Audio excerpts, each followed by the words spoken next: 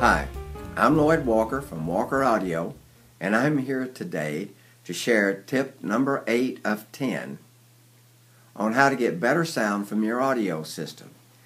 And that tip number 8 is selecting an amplifier. Now, when you go to select an amplifier, there's a lot of things you need to take in consideration. So one is your room size, the efficiency of your speakers, and how you listen to music, what kind of music you listen to. Do you listen to loud levels? So if you're listening to full-scale orchestra at high volume levels, you do not want to get a low-powered tube amplifier and hook it up to a set of inefficient speakers. It's not going to happen. It's not going to sound good.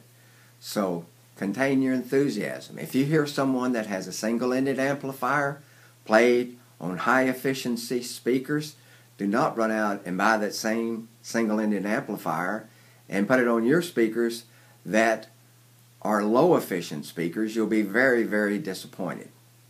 So you're going to have to take in consideration the size of your room, the size of your speakers, the efficiency of your speakers, and the power and type of amplifier that you want to use. Now, if you have high efficiency speakers, feel free to hook it up to a single-ended amplifier. They have a certain magic to them with the right speaker that can really be exciting.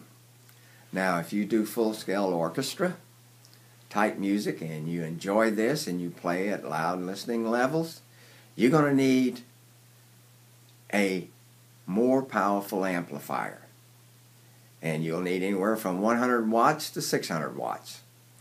Whether it be tube or solid state. It depends on the efficiency of that speaker. If that speaker is 90 dB in efficiency and yours is 87 dB efficiency, you need twice the power of what you just heard on that 90 dB efficient speaker. So take your time and be reasonable, and don't buy it just because the amplifier is pretty or it sounded good at someone else's place. Match it to your system, room, and listening requirements. With that said, there are several types of amplifiers. Not only are they the single-ended triode, which is usually about 20-22 watts and below. That means one output device is conducting the entire signal. It will not drive inefficient speakers to high volume levels. Now then there's the triode or pentode tube amps, and these usually run 50 watts to as much as 600 watts. Sounds really good on the right speaker. And then there's the solid state amplifiers that can go up to 1500 watts easily. And there's two types of them too, AB and Class A.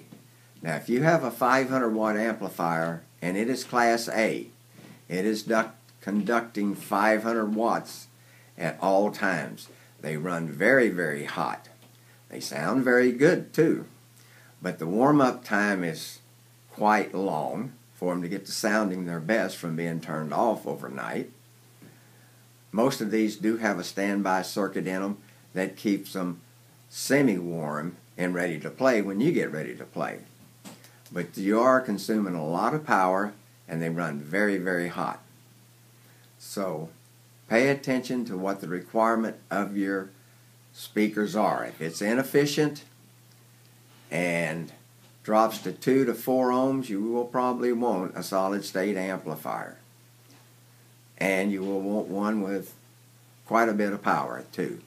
So do not overpower your speakers. If the speaker manufacturer says it's rated for a maximum of 250 watts, you do not need to put a 1000 watt amplifier on it. You're probably looking for trouble. But if your speaker requires 50 to 200 watts of power and you put a 20 watt amplifier on it, you could damage that speaker because that amplifier will clip and will not drive it to the listening levels that you want to hear. So that is tip number 8, choosing the right amplifier for your system and your room and listening preference. So, if you have any questions, feel free to call us or email us. We're here to help you. Thank you, and have a great day.